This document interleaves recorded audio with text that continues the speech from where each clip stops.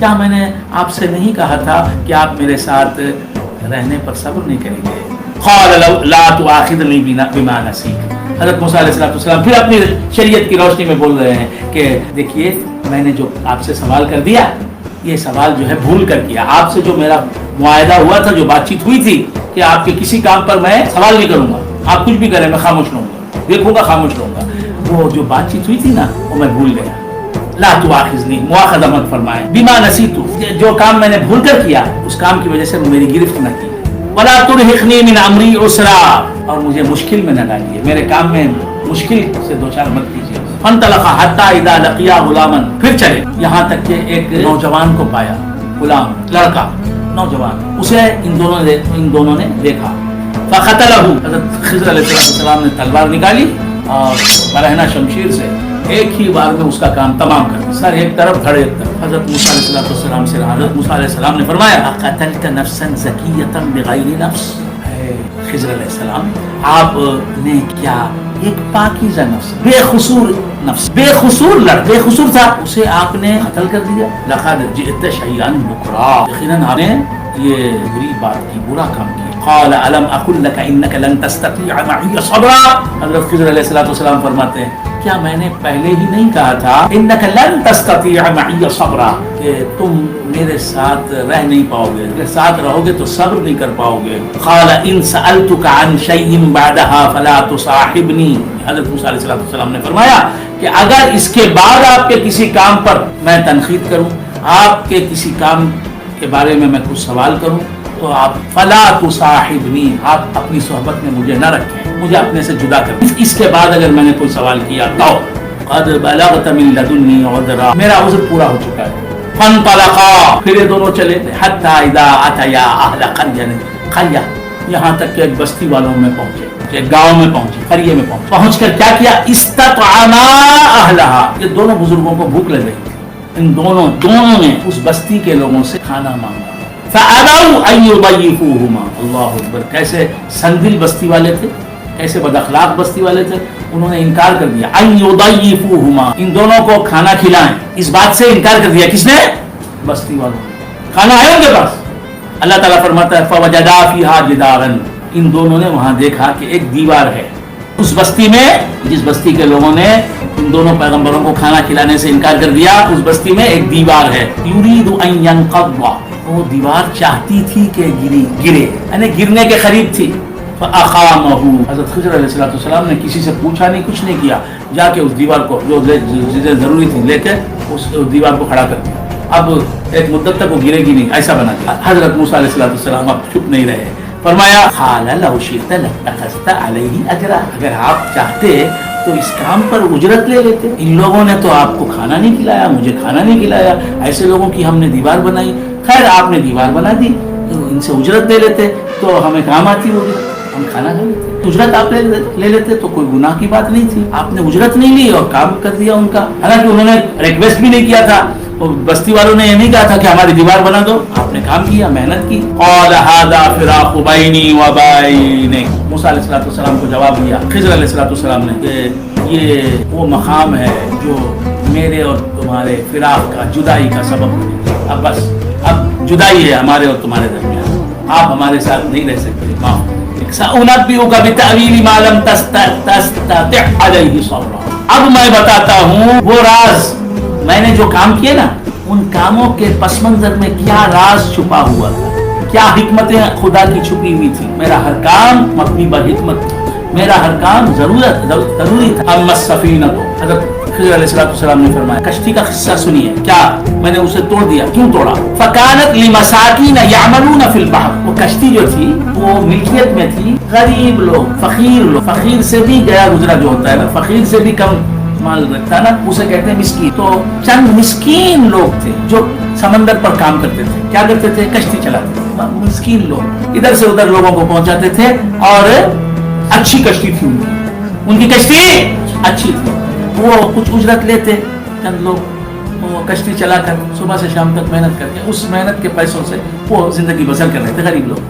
فعلت ان عیبها، میں نے اسے، اس کشتی میں کوئی عیب نہیں تھا، کوئی ڈیفیکٹ نہیں تھا، میں اسے ڈیفیکٹیو بنانا چاہتا تھا، عیب دار بنانا چاہتا تھا، کیوں بنانا چاہتا تھا؟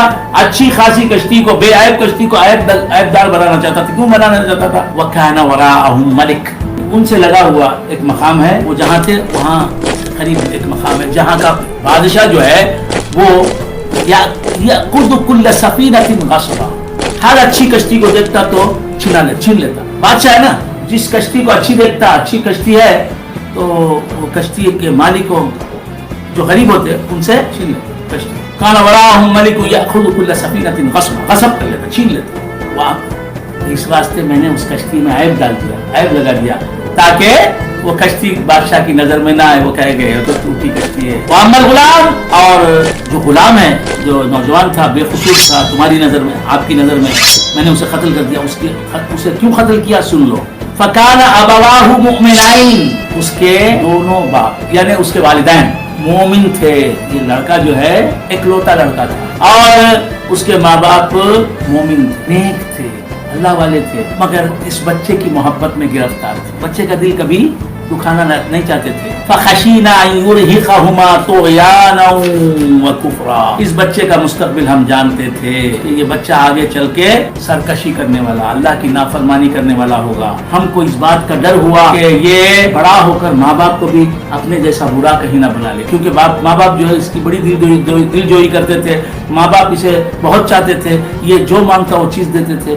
یہ بڑا ہو کر سرکش بن کر، خدا کا نافرمان بن کر کہیں ماں باپ کو بھی، نیک ماں باپ کو بھی برا نہ بنا لے، اس لیے ہم نے اسے ختم کرنا چاہا. فَأَرَدْنَا أَن يُبْدِلَهُمَا رَبُّهُمَا خَيْرًا مِّنْهُ زَكَاةً وَأَقْرَبَ رُحْمًا، ہم کو معلوم تھا، ہم یہ چاہتے تھے کہ اس کے بعد اس کا رب اس سے بہتر لڑکا ان ماں باپ کو دے دے. وَأَمَّا الْجِدَارُ، اور دیوار کا حصہ، جو دیوار ہم نے بنائی گرنے والی تھی. وَأَمَّا الْجِدَارُ، دیوار جو ہم نے بنا دی گرنے والی تھی. فَكَانَ لِغُلَامَيْنِ، وہ دو لڑکوں کی تھی، اور وہ لڑکے کون تھے؟ یتیمائن. کون؟ لِغُلَامَيْنِ یتیمائن فی المدینہ. وَكَانَ تَحْتَهُ كَنْزٌ لَهُمَا، اس دیوار کے نیچے ان دو یتیموں کی ملکیت میں رہنے والا خزانہ تھا، ان دو یتیموں کا خزانہ تھا. وَكَانَ أَبُوهُمَا صَالِحًا، اور یہ دونوں لڑکے جو تھے یتیم، ان کا باپ نیک تھا. باپ نیک تھا تو آپ کیا سمجھیں گے ان کا امیڈیٹ باپ نیک تھا؟ نہیں، یہ دو لڑکے جو تھے ان کا ڈائریکٹ باپ صالح نہیں تھا، وہ عام آدمی تھا. ساتواں باپ ان کا، ساتواں باپ کیا کہیے، ساتواں دادا صالح تھا. اس کا نام تھا کاشح. اس کا جو خزانہ تھا وہ خزانہ دیوار کے نیچے محفوظ تھا. اب اس کے مالک کون بنے تھے؟ یہ دو بچے.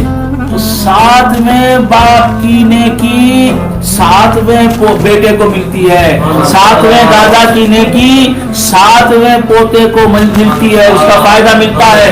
ایک روایت میں آیا 12واں دادا تھا وہ کاشف ان یتیموں کا. اللہ اس کی نیکی سے فائدہ کسے پہنچاتا ہے؟ 7ویں پوتے کو. اس نے کوئی نیکی نہیں کی، یہ تو یتیم ہے، یہ تو نابالغ ہے. اس بالغ کا نیک کام، اس کے نیک کام جو ہیں اسے کام آ رہے ہیں. معلوم یہ ہوا نیکی کوئی کرتا ہے اس کا فائدہ اس سے نسبی رشتہ رکھنے والا جو ہے وہ پاتا ہے، خونی رشتہ رکھنے والا پاتا ہے، اسی طرح روحانی رشتہ رکھنے والا پاتا ہے. ہم غوث اعظم کے روحانی رشتہ دار ہیں. غوث اعظم ہمارے روحانی باپ ہیں، دادا ہیں. کسی کے 7ویں دادا ہیں، کسی کے 14ویں دادا ہیں، دادا پیر ہیں غوث اعظم. تو ان کی نیکیوں کا صلہ ان کے مرید کو ملے گا. اور میں تو غوث اعظم رضی اللہ تعالیٰ عنہ کا روحانی بیٹا بھی ہوں اور جسمانی پوتا ہوں. ان کے اعمال صالحہ کا صدقہ مجھے بھی ملے گا، میرے والد خواجہ فقیر نواز رحمۃ اللہ علیہ کو ملے گا. 12واں باپ ہے، وہ نیک تھا تو 12ویں پوتے کو اس کی نیکی کا اجر دے رہا تھا، اس کے مال کی حفاظت کر رہا ہے. اور اجر کیسا دے رہا ہے؟ دنیا میں فائدہ پہنچا رہا ہے. تو اللہ والوں کی نسبت کی وجہ سے دنیا میں بھی فائدہ اٹھاتا ہے انسان اور آخرت میں بھی فائدہ اٹھائے گا انسان. تو ایسے کام کرو، ایسا تقویٰ اختیار کرو، ایسے دیندار بنو، ایسی نیکیاں کرو کہ تمہارے 7ویں پوتے کو بھی اس نیکی کا فائدہ پہنچے، تمہارے 12ویں پوتے کو بھی اس نیکی کا فائدہ پہنچے. تم ایسے کام کر رہے ہو جس کی وجہ سے تمہارے بیٹے نقصان میں ہیں، تمہارے پوتے نقصان میں. فَأَرَادَ رَبُّكَ أَن يَبْلُغَا أَشُدَّهُمَا وَيَسْتَخْرِجَا كَنزَهُمَا. اللہ تعالیٰ یہ چاہتا تھا کہ وہ بچے بڑے ہو جائیں، بالغ ہو جائیں، بالغ ہو کر توڑ کے اپنا خزانہ لے لیں. اور 12ویں دادا یا 7ویں دادا کی نیکیوں کا ثواب، نیکیوں کا سلسلہ کن کو ملتا ہے؟ 7ویں پوتے کو ملتا ہے۔ یہ بات اپنی جگہ صحیح ہے، لیکن یہ کون ہے؟ یتیم ہے۔ یتیم کون ہوتا ہے؟ نابالغ۔ نابالغ اگر عمل نہ کرے تو گناہگار نہیں ہے۔ بالغ ہو کر آپ جو ہے میرے 8ویں دادا پیر کی نیکیاں کام آئیں گی، میرے 8ویں دادا نیک تھے ان کی نیکیاں کام آئیں گی، یہ سوچ کے نہ بیٹھیں۔ آپ بالغ ہیں، آپ 60 سال کی عمر کے ہیں، غوث اعظم کی نسبت کام آئے گی، لیکن آپ کو کیا کرنا ہے؟ آپ کو بھی تو کچھ کرنا ہے، نسبت کام آئے گی، آپ عمل کریں۔ اب اس میں جو کھوٹ رہ جائے گا، جو کمی رہ جائے گی، وہ نسبت پوری کریں۔ سبحان اللہ۔ رحمتم من ربک، یہ تمہارے رب کی رحمت تھی، میں نے جو دیوار بنا دی یہ تمہارے رب کی رحمت تھی۔ اور اس کے بعد آخر میں راز کھول دیا حضرت خضر علیہ السلام نے، وما فعلته عن امری، میں نے یہ سب اپنی طرف سے نہیں کیا، خود سے نہیں کیا، اللہ کے احکام کی میں نے پابند۔ اللہ مجھے سناتا تھا میں کرتا تھا، اللہ مجھے حکم دیتا تھا میں کرتا تھا۔ ما فعلته عن امری، میرا فیصلہ نہیں تھا، یہ میرے حکم سے میں نے کام نہیں کیا، اللہ کے حکم کے مطابق میں نے کیا۔ ذالک تأویل ما لم تستطع علیہ صبرا، مجھے وحی ہوئی، اس وحی کے مطابق میں نے عمل کیا، تو میں نے جو کیا اللہ کے احکام کے تحت کیا، میرا کوئی قصور نہیں تھا۔ اب موسیٰ علیہ السلام نے کہا آپ جو کہہ رہے ہیں صحیح ہے،